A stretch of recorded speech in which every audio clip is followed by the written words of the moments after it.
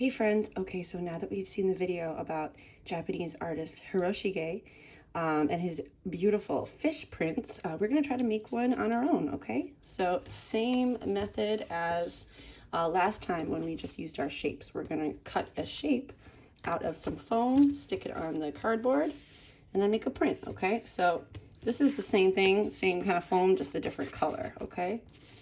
So we are going to draw the shape of a fish using a pencil on our foam. Okay, now don't press too hard, okay? We don't want to rip the foam, but just hard enough so you can actually see your shape. So these fish are kind of pointed at the front, right? This one has a different type of back fin or tail. All right, your fish can be any shape that you want, okay? Literally any shape, because we don't want all of our fish to look the same, all right? So I'm gonna keep this one really simple.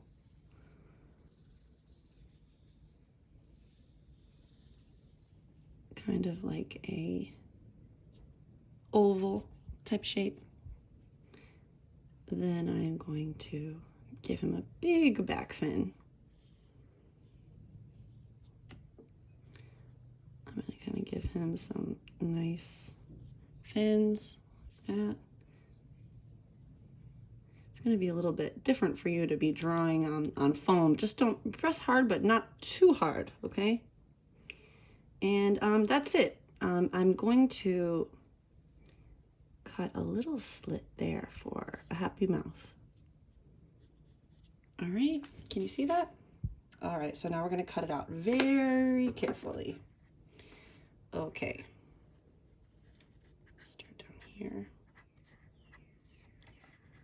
Now, if you decide to cut your fins off, or if you cut them off by accident, it's okay because you can just glue the shapes together on your cardboard, on the printing plate.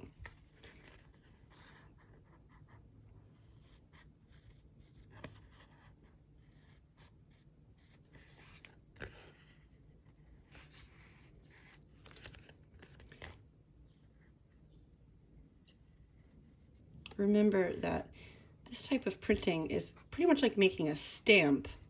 So if you draw any details or anything like that on here, it's not going to transfer onto the paper. The only thing that's going to transfer is the shape of the foam. So say you drew an eye on here, it wouldn't transfer unless you did it with the marker itself. So I'm just going to give him a little mouth like that.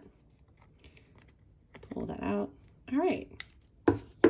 So you could actually cut some little circles, maybe make some bubbles or something. You could, if you have some leftover foam, you could draw a really small fish. You know what? I think I'm going to do that now. So I want him to have a little buddy. All right, a little fish buddy. That's going to make my printing plate more interesting. And get rid of that excess to make it easier for me to cut.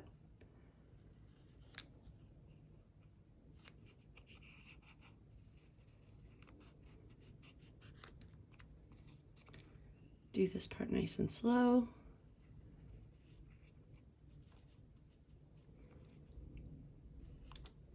All right, so see, if I had cut that tail off by accident, it wouldn't be a big deal because you just would glue them both next to each other and it would look like it was connected still, right? Doesn't really matter.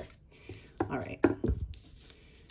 So you could do a bunch of little fish, you could do some little plants, you could do bubbles, but I'm gonna stop there, all right? So take your glue stick. Make sure you get the whole back of it nice. And I'm gonna put it down like that. Make sure you don't get glue on the cardboard though. Remember that we're gonna put a wet piece of paper down onto the printing plate, and if there's glue on this cardboard, it will stick and make a big yucky mess. All right, 1, 2, 3, 4, 5, 6, 7, 8, 9, 10. Count it to 10 at a time. Same thing with this little guy. All right.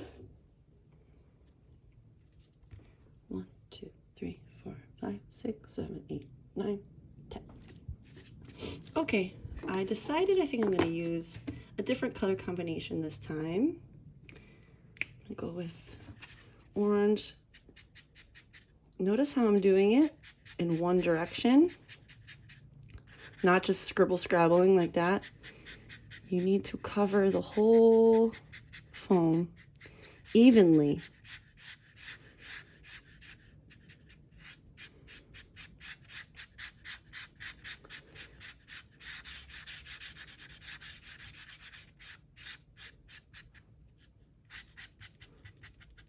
You're going to take your time. You want to make sure that you don't forget those corners. Oops, see, I got it on the cardboard. Try not to get it on the cardboard. Oh, I did it again. See? Mistakes happen. All right.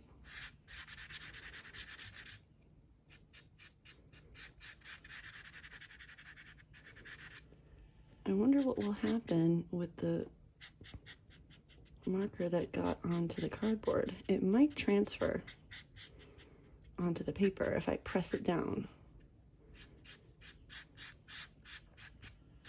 Nice even layer. All right, now I'm gonna grab my pink. Now, notice that when you are gonna blend two colors, that I'm using two colors that are similar. If I had used blue or green or black or some color that was much different than pink, and I started coloring over it with the pink, like imagine I was using black. The black would get into the marker and then the pink wouldn't be nice and bright anymore. So that's why it's usually a good idea to use colors that are similar or next to each other on the color wheel, so we don't mess up our markers. Okay.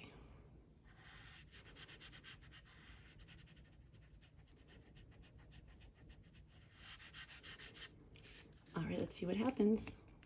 See if I can wipe that off a little bit. Nope, it's on there. All right, well, let's see what happens. So we've got our paper. Let's get it wet with our sponge. A nice smooth layer. The whole thing. You never want it to be too wet. It has to be just right. All right, see how it's shiny? But definitely not dripping, just shiny. Okay, wet side down, you flip it over. Use two hands always, and you gently drop it over your image, over your printing plate, and we press over our fish shape. By pressing, the paper is absorbing the ink. Don't forget the fins, right? Don't forget this little guy up here.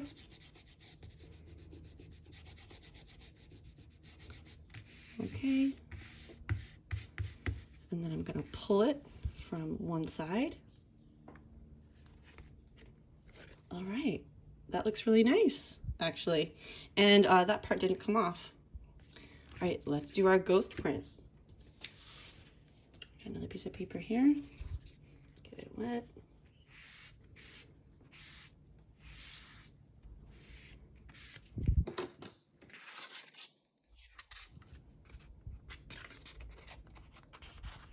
Press it down.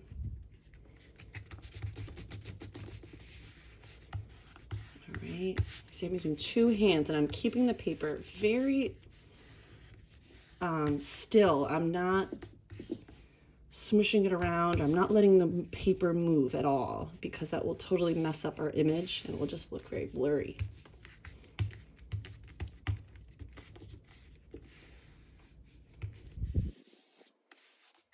All right, take your time with this part. Right, make sure you get all the corners, the outline, the shape, right?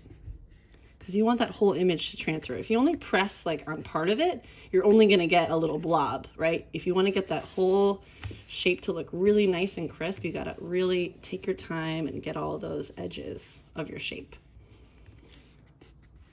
Okay, let's pull it. 1, 2, 3. Ah, beautiful.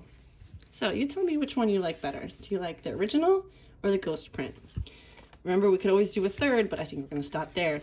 So after this dries, you could try a different color tomorrow, right? You could keep this forever and make as many prints as you'd like. All right. Good job today. Bye.